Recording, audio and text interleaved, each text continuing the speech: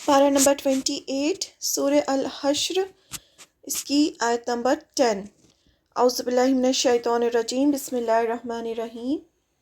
والذین، اور ان کے لیے بھی جو جاؤ آئے، من بعدہم ان کے بعد، یقولون وہ کہتے ہیں، ربنا اے ہمارے رب، اغفر بخش دے، لنا ہمیں، ولی اخواننا اور ہمارے بھائیوں کو، الذین وہ جو سبقونا سبقت لے گئے ہم سے، بالایمانی ایمان میں، ولا اور نہ، تجعل تو رکھ، فی قلوبنا ہمارے دلوں میں، غلل کینہ کدورت، للذین ان لوگوں کے لیے جو آمنو ایمان لائے، ربنا اے ہمارے رب، انکا بے شک تو، رؤوف الرحیم بہت شفقت کرنے والا ہے، نہایت رحم کرنے والا ہے۔ یہاں ایک بہت ہی خوبصورت دعا ہے جو سکھائی گئی ہے، اسے یاد کر لیں یہاں ربنا سے۔ اس کا ترجمہ دیکھتے ہیں۔ اور جو ان کے یعنی مہاجرین اور انصار کے بعد آئے، وہ یہ کہتے ہیں کہ اے ہمارے رب، وہ دعا کرتے ہیں، اے ہمارے رب، ہمارے پروردگار، ہماری بھی مغفرت فرمائیے اور ہمارے ان بھائیوں کی بھی جو ہم سے پہلے ایمان لا چکے ہیں، اور ہمارے دلوں میں ایمان لانے والوں کے لیے کوئی غل یا بغض نہ رکھیے۔ اے ہمارے پروردگار، آپ بہت شفیق، بہت مہربان ہیں۔ یہ بہت ہی خوبصورت دعا ہے جو بتائی جا رہی ہے کہ جو صحابہ کے بعد آنے والے لوگ ہیں وہ مانگتے ہیں۔ تو اس کے پیچھے پہلے تھوڑا سا ہم دیکھ لیتے ہیں۔ یہ لوگ صحابہ رضی اللہ عنہم کے بعد آنے والے اور صحابہ کے نقش قدم پر چلنے والے ہیں، تابعین، تبع تابعین اور قیامت تک آنے والے اہل ایمان۔ صحابہ کون ہوتے ہیں؟ جنہوں نے حالت ایمان میں ایمان لانے کے بعد آپ صلی اللہ علیہ وسلم سے ملاقات کی ہوتی ہے، آپ کے ساتھ رہے ہوتے ہیں، آپ کو دیکھا ہوتا ہے۔ تابعین وہ ہوتے ہیں جو حالت ایمان میں جنہوں نے صحابہ کو دیکھا ہوتا ہے۔ تبع تابعین وہ ہوتے ہیں نیکسٹ جنریشن جنہوں نے حالت ایمان میں تابعین کو دیکھا ہوتا ہے، اور اس کے بعد سارے اہل ایمان جو ان کے بعد آئے۔ ان کی دعا بتائی جا رہی ہے کہ وہ کیا دعا کرتے ہیں، وہ اللہ تعالیٰ سے کیا مانگتے ہیں۔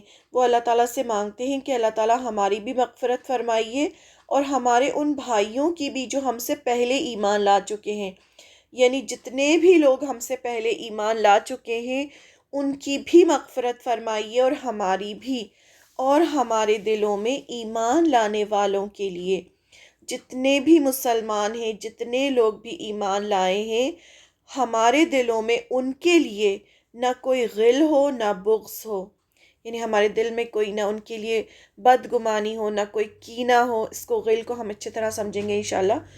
وہ ایسا کچھ بھی ہمارے دل میں نہ ہو، وہ یہ دعا کر رہے ہیں اللہ تعالیٰ سے، اور اللہ تعالیٰ کو واسطہ دے رہے ہیں کہ اللہ تعالیٰ آپ رؤوف الرحیم ہیں، یعنی بہت شفقت کرنے والے ہیں، بہت مہربان ہیں، یعنی پھر ہماری یہ دعا قبول کر لیجئے۔ تو یہ بہت خوبصورت دعا ہے، ہمیں بھی ہر وقت یہ دعا مانگتے رہنا چاہیے۔ ہجرت کے بعد جو مہاجرین مکہ سے مدینہ آئے، وہ اپنا گھر مال سب مکہ چھوڑ کر آئے تھے۔ مہاجرین کون ہوتے ہیں؟ جنہوں نے ہجرت کی، جو آپ صلی اللہ علیہ وسلم کے ساتھ یا آپ صلی اللہ علیہ وسلم کے بعد مکہ سے اپنا گھر بار سب اللہ کی خاطر، دین کی خاطر چھوڑ کر آئے، انہیں مہاجرین کہا جاتا ہے۔ وہ مکہ سے مدینہ آئے، مدینہ کے انصار نے انہیں خوش دلی سے اپنے شہر میں رکھا۔ مدینہ کے وہ لوگ جنہوں نے آپ صلی اللہ علیہ وسلم کی اور مہاجرین کی مدد کی، ان لوگوں کو انصار کہا جاتا ہے۔ انصار یعنی مددگار۔ یہ مہاجرین کے آنے سے پہلے ہی ایمان لا چکے تھے، مدینہ میں پہلے سے ایمان لے آئے تھے یہ انصار۔ کیسے لے آئے تھے؟ آپ صلی اللہ علیہ وسلم نے بیعت عقبہ کے بعد مصعب بن عمیر اور عبداللہ ابن مختوم کو مدینہ بھیجا۔ مدینہ بھیجا تھا لوگوں کو دین قرآن سکھانے کے لیے۔ تو مصعب بن عمیر اور عبداللہ بن مختوم نے وہاں جا کے مدینہ میں سب کو قرآن سکھایا، دین سکھایا۔ تو یہ لوگ مدینہ کے جو انصار تھے وہ آپ صلی اللہ علیہ وسلم اور مہاجرین کے آنے سے پہلے ہی اسلام لے آئے تھے، محبت کرتے تھے۔ آپ صلی اللہ علیہ وسلم نے مال فے مہاجرین میں تقسیم کیا۔ اس پر بھی مدینہ کے انصار کے دلوں میں کوئی رنجش پیدا نہیں ہوئی، نہ انہوں نے کوئی حسد کیا، کیونکہ یہ لوگ دنیا کے لیے نہیں آخرت کے لیے جیتے تھے۔ اب مال فے کیا ہوتا ہے؟ جب کوئی جنگ ہوتی ہے اور اس میں جو شریک ہوتے ہیں، مطلب جنگ لڑی جاتی ہے، اس کے بعد جو مال برآمد ہوتا ہے اسے مال غنیمت کہا جاتا ہے، جو جنگ لڑنے کے بعد حاصل ہوتا ہے۔ تو اس میں سب کا حصہ ہوتا ہے، رسول کا اور جتنے بھی لوگوں نے جنگ لڑی ہوتی ہے سب کا حصہ ہوتا ہے۔ لیکن مال فے وہ ہوتا ہے جو بنا جنگ لڑے روب، مسلمانوں کے روب سے اگر دشمن اپنا سب کچھ چھوڑ کے اپنے آپ کو سرنڈر کر دیتے ہیں اور سب کچھ چھوڑ کے چلے جاتے ہیں، تو جو مال ملتا ہے اسے مال فے کہا جاتا ہے، جو بنا لڑے حاصل ہوتا ہے۔ تو اللہ تعالیٰ نے فرمایا کہ اچھا اس مال فے میں جنہوں نے جنگ لڑی ہوتی ہے ان کا حصہ، ان کے حصے کے بجائے جو غریب لوگ ہیں، مسکین ہیں، ان سب کا حصہ اللہ تعالیٰ نے بتایا سورہ الحشر میں، اور ساتھ ہی بتایا کہ اس میں مہاجرین کا بھی حصہ ہے۔ مہاجرین کون تھے؟ جو مکہ سے ہجرت کر کے آئے تھے، ان کا بھی حصہ رکھا۔ تو ان کا جب حصہ رکھا اور انصار کو اس سے کوئی پرابلم نہیں ہوئی، یعنی انہوں نے یہ نہیں کہا کہ ہمارا حصہ کیوں نہیں ہے، یہ تو ہمارے ہاں جنگ لڑی گئی، مدینے میں جنگ لڑی گئی، یا ہم بھی شامل تھے اس میں، یا جو بھی باتیں ہوتی وہ کچھ کہتے۔ انہوں نے کچھ بھی ایسا نہیں کہا، کیونکہ انہیں اللہ کا حکم سب سے زیادہ پیارا تھا۔ جو اللہ تعالیٰ نے کہہ دیا بس کہہ دیا۔ انہیں نہ مال سے محبت تھی، نہ پیسے سے محبت تھی، نہ دنیا سے محبت تھی۔ تو وہ اس طرح کے لوگ تھے، وہ صرف آخرت کے لیے جیتے تھے۔ اللہ نے جہاں مہاجرین کی تعریف کی وہیں انصار کی بھی تعریف کی۔ یہ انصار دوسروں کو خود پر ترجیح دیتے تھے۔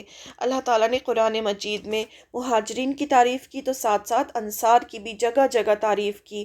یہ لوگ کون تھے؟ یہ لوگ وہ تھے، سچے لوگ تھے، پیور لوگ تھے، جن کے دل میں کسی کے لیے کوئی میل نہیں تھا، وہ دنیا کے لیے جیتے ہی نہیں تھے، وہ تو صرف آخرت حاصل کرنے کے لیے اور اللہ کو خوش کرنے کے لیے جیتے تھے، اور وہ خود پر دوسروں کو ترجیح دیتے تھے۔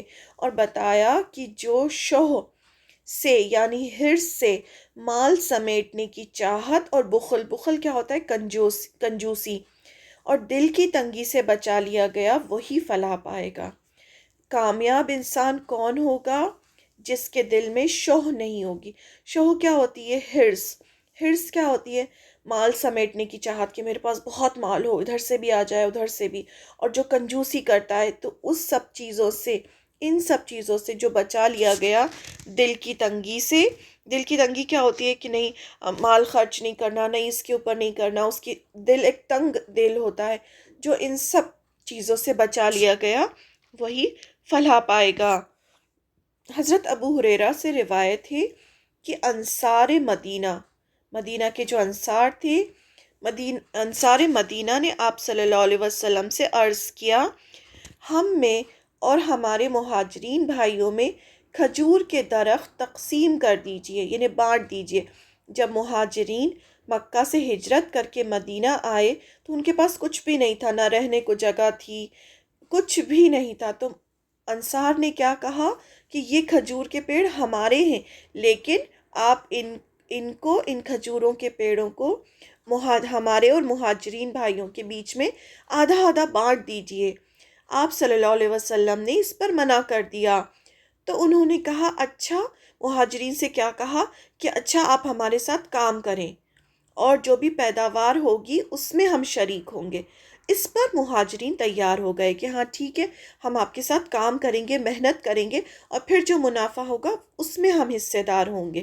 لیکن انہوں نے ان کے کھجوروں کے پیڑ لینے سے انکار کر دیا۔ جب مال فے دینے کی باری آئی تو انصار نے کہا یہ ہمارے مہاجرین بھائیوں کو دے دیں، یعنی وہ ان کو دنیا کی کوئی لالچ نہیں تھی، نہ ان کو جلن، حسد، کڑن تھی۔ حضرت عمر رضی اللہ عنہ نے مرتے وقت وصیت کی کہ میرے بعد جو خلیفہ ہوں وہ مہاجرین اور انصار کا حق پہچانیں۔ مرنے کے وقت خلیفہ وصیت کرتے تھے تو حضرت عمر نے وصیت کی کہ میرے بعد جو خلیفہ آئے وہ مہاجرین اور انصار کا حق پہچانے، جو سب سے پہلے ایمان لائے۔ ان کا کیوں درجہ بڑا تھا؟ کیونکہ یہ سب سے پہلے ایمان لانے والوں میں سے اور سچے لوگ تھے، اور خلیفہ کے لیے لازم قرار دیا کہ ان میں سے جو نیک ہوں ان کی قدر کریں اور ان کی برائی سے درگزر کریں۔ یہ حضرت عمر کی وصیت تھی آنے والے خلیفہ کے لیے، اور یہ بخاری کی روایت ہے۔ ایک موقع پر آپ صلی اللہ علیہ وسلم کے گھر کچھ مہمان آئے تو آپ نے فرمایا میرا یہ مہمان کون لے جائے گا؟ تو ایک انصاری صحابہ انہیں اپنے گھر لے گئے اور چراغ بجھا کر خود بھوکے رہے اور مہمان کو کھانا کھلایا۔ جب بھی کوئی ایسا مہمان آتا تھا تو آپ صلی اللہ علیہ وسلم چاہتے تھے کہ انہیں کھانا کھلائیں۔ پہلے وہ اپنے گھر میں دیکھتے تھے، پھر جب انہیں اپنے گھر میں کچھ نہیں ملا تو آپ صلی اللہ علیہ وسلم نے فرمایا کہ اسے کون لے کے جائے گا اپنے گھر، کون اپنا مہمان بنائے گا؟ تو ایک انصاری صحابی تھے جن کے گھر میں بھی کچھ نہیں تھا، ان کے گھر میں اتنا ہی تھا، بس ان کے کھانے کے لیے اور ان کے بچوں کے کھانے کے لیے تھا۔ تو انہوں نے کیا کیا، وہ ان کو لے کے گئے اپنے گھر اور چراغ بجھا دیے، اور ان کے سامنے ایسے بیہیو کیا جیسے وہ بھی کھا رہے ہیں، جبکہ وہ کھا نہیں رہے تھے، انہوں نے سب کچھ مہمان کو کھلا دیا۔ تو وہ اس طرح کے لوگ تھے۔ جو دل کی تنگی سے بچا لیا گیا وہی کامیاب ہوا۔ ہم یہ سب کیوں پڑھ رہے ہیں؟ کیونکہ اس میں غل ورڈ آیا ہے کہ غل ہمارے اور ہمارے بھائیوں کے بیچ میں سے غل دور کر دیں، تو وہ اللہ سے دعا کر رہے ہیں۔ تو یہی چیز جو ہوتی ہے، تنگی، حرص، شوہ، یہی غل ہوتا ہے۔ اسی لیے ہم اس کو سمجھ رہے ہیں کہ ان کا جن کے پیچھے ہم کو چلنا ہے، جو مہاجرین، انصار، جو صحابہ کہلائے، جن کے پیچھے ہمیں چلنا ہے، جن کے پیچھے چلیں گے تو ہی ہمیں فلاح نصیب ہوگی، تو ہمیں پتہ چلے کہ وہ لوگ کیسے تھے، تاکہ ہم بھی ویسے ہی اپنے اندر کردار پیدا کریں۔ آپ صلی اللہ علیہ وسلم نے فرمایا شوہ سے بچو، کیونکہ شوہ ہی نے تم سے پہلے کے لوگوں کو ہلاک کیا، اسی نے ان کو ان کے خون بہانے اور دوسروں کی حرمتیں خود پر حلال کرنے کے لیے اکسایا۔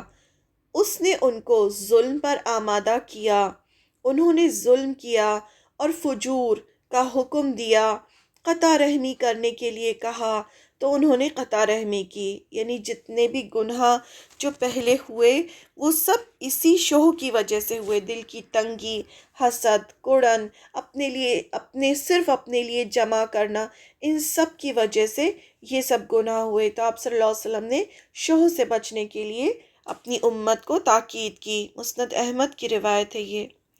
حضرت ابو ہریرہ سے روایت ہے کہ آپ صلی اللہ علیہ وسلم نے فرمایا ایمان اور شوہ ایک ساتھ کسی کے دل میں نہیں ہو سکتے، یا تو ایمان ہوگا یا تو شوہ۔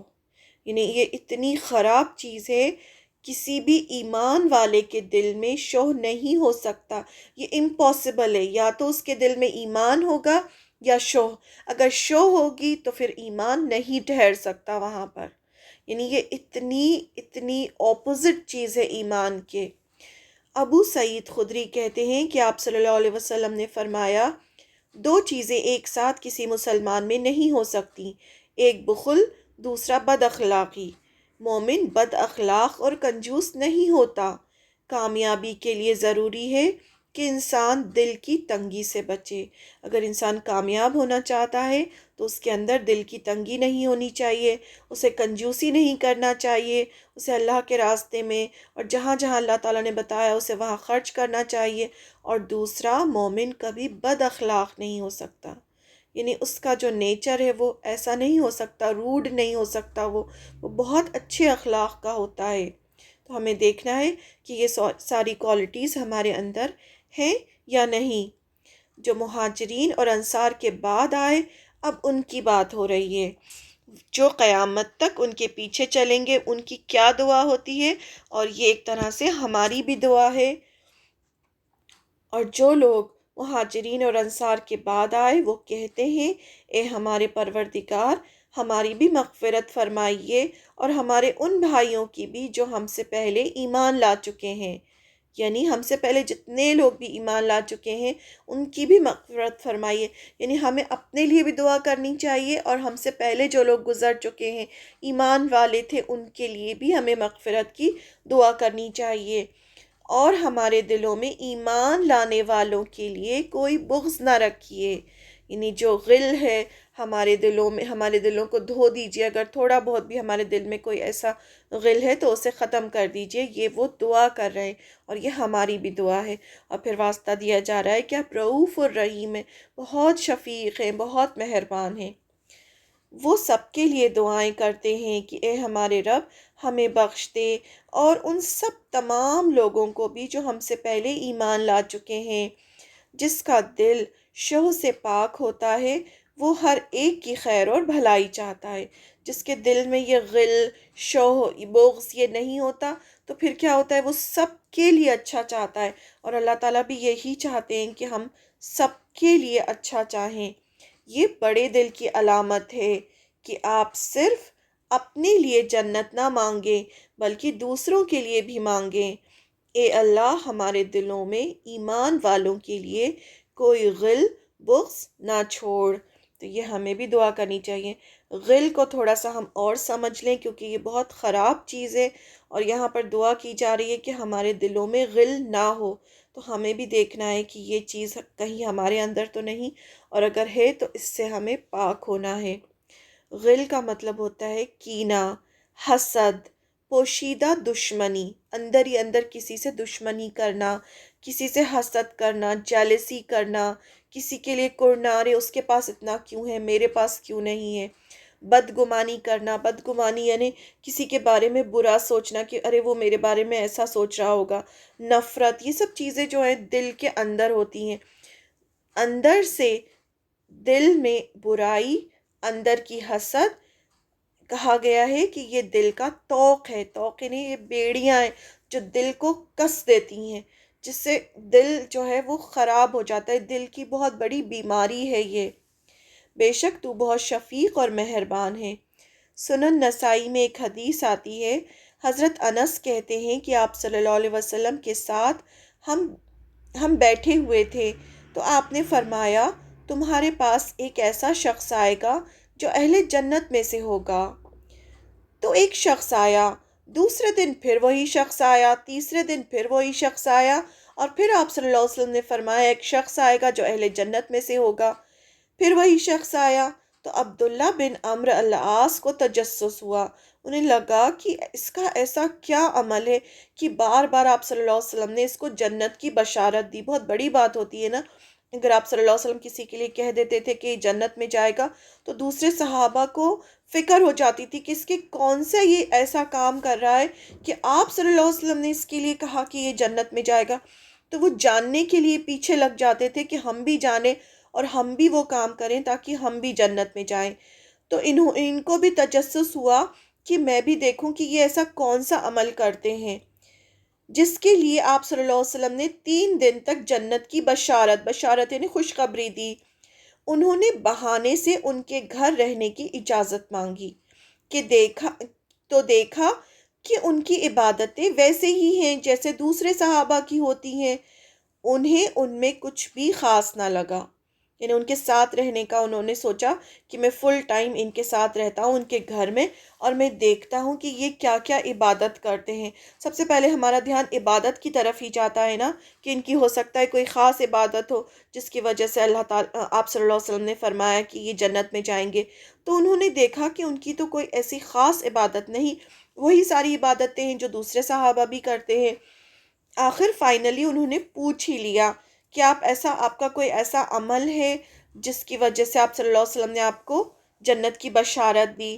تو انہوں نے بتایا میرے دل میں کسی کے لیے کوئی غل، حسد، بغض نہیں ہے، یعنی میرا دل بہت صاف ہے، میں کسی کے لیے بھی جلتا کڑتا نہیں ہوں، میرے دل میں کسی کے لیے کوئی حسد نہیں ہے، نہ میں حسد کرتا ہوں کسی سے جو اللہ نے اسے دیا، یعنی اللہ تعالیٰ نے اگر اسے کسی کو بہت مال دیا ہے یا بہت علم دیا ہے یا کچھ بھی ایسا دیا ہے تو میں اس سے حسد نہیں کرتا، نہ دل میں کسی کے لیے نفرت رکھتا ہوں، اور میرے دل میں کسی کے لیے کوئی نفرت نہیں۔ اسی وجہ سے آپ صلی اللہ علیہ وسلم نے انہیں جنت کی بشارت دی تھی۔ یہ کتنی بڑی بات ہے، تو ہمیں بھی دیکھنا ہے کہ اگر ہم چاہتے ہیں کہ ہم بھی جنت میں جائیں تو ہمارے دل میں یہ چیز نہیں ہونا چاہیے، اور یہ دعا جو ہے بہت قیمتی دعا ہے، اسے یاد کر لیں۔ یہ تبھی ہو سکتا ہے جب انسان کے لیے اللہ کی ذات ہر چیز سے بڑی ہو، انسان ہر کام صرف اللہ کے لیے کرے، نہ کسی پر احسان جتانے کے لیے۔ یہ کب ہو سکتا ہے؟